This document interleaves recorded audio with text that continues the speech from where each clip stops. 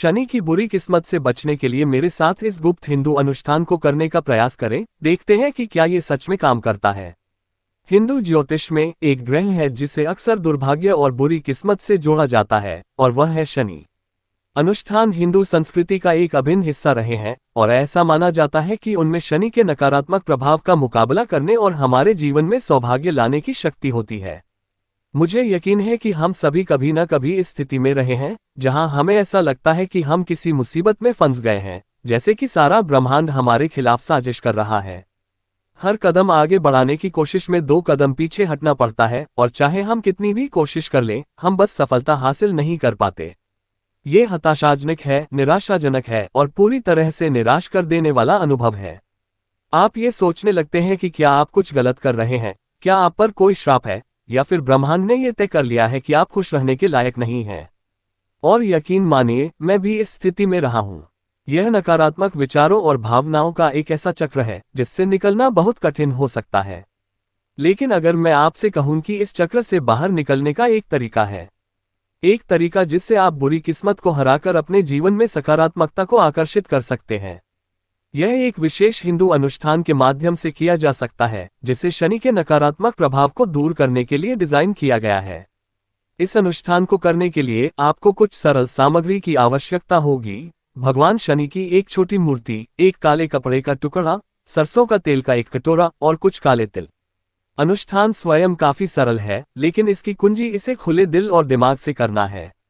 सबसे पहले भगवान शनि की मूर्ति को काले कपड़े पर रखें, फिर कटोरे में थोड़ा सरसों का तेल डालें और उसमें कुछ काले तिल डालें। इसके बाद आपको एक विशेष मंत्र का जाप करना होगा जो आमतौर पर 108 बार किया जाता है, ताकि भगवान शनि का आशीर्वाद प्राप्त हो सके। जाप करते समय अपनी सोच को बुरी किस्मत से छुटकारा पाने और अपने जीवन में सकारात्मकता को आकर्षित करने पर केंद्रित करें।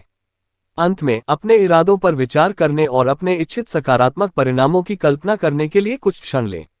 मैं आपको एक शक्तिशाली अनुभव साझा करना चाहता हूं जो इस अनुष्ठान के प्रभाव को स्पष्ट करता है। एक महिला थी जिसका नाम सारा था, जो अपने जीवन में कठिन समय से गुजर रही थी। उसने अपनी नौकरी खो दी थी, उसका रिश्ता टूटने की कगार पर था और वह अपने खर्च पूरे करने के लिए संघर्ष कर रही थी। वह निराश और हताश महसूस कर रही थी, जैसे सारा ब्रह्मांड उसके खिलाफ था। लेकिन फिर उसे यह अनुष्ठान मिला और उसने इसे आजमाने का फैसला किया। उसने इस अनुष्ठान को खुले दिल और दिमाग से किया और 1 सप्ताह के भीतर उसने एक बदलाव महसूस किया। उसे एक पुराने नियोक्ता से नौकरी का ऑफर मिला और उसका रिश्ता सुधरने लगा। उसे एक उम्मीद और सकारात्मकता का अनुभव हुआ जो उसने महीनों से महसूस नहीं किया था, और यह सब इस सरल अनुष्ठान से शुरू हुआ। इस अनुष्ठान की शक्ति केवल सामग्री या इसमें शामिल चरणों में नहीं है, बल्कि इसके पीछे की आस्था और इरादे में है। जब आप इस अनुष्ठान को करते हैं तो आप सिर्फ क्रियाएं नहीं कर रहे होते, बल्कि आप एक गहरे स्तर की चेतना को जागृत कर रहे होते हैं जो आपको बुरी किस्मत को हराने और अपने जीवन में सकारात्मकता को आकर्षित करने में मदद करती है। इसलिए याद रखें, अनुष्ठानों की शक्ति में विश्वास करना आपके जीवन को बदलने और बुरी किस्मत से उबरने की कुंजी है।